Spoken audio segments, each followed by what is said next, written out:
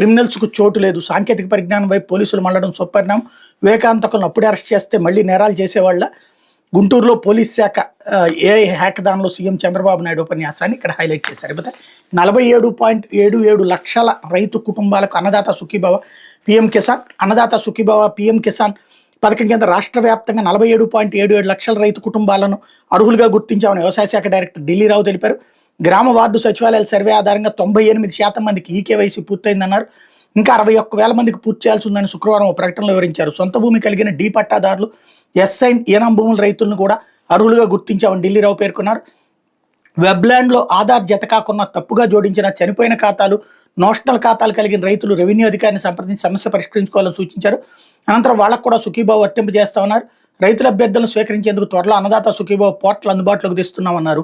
భూమి లేని OC, BC, SC, ST, ఇతర వర్గాల కౌలు రైతులు గుర్తింపు కార్డు పొందడంతో పాటు ఈ పంటలో పేరు నమోదు చేసుకోవాలి. అర్హత మేరకు వీరికి లబ్ధి కల్పిస్తాం. అక్టోబర్ 2026 జనవరి నెలల్లో 2 విడతలుగా కౌలు రైతులకు అన్నదాత సుఖీభావ పీఎం కిసాన్ మొత్తాన్ని అందిస్తామని పేర్కొన్నారు.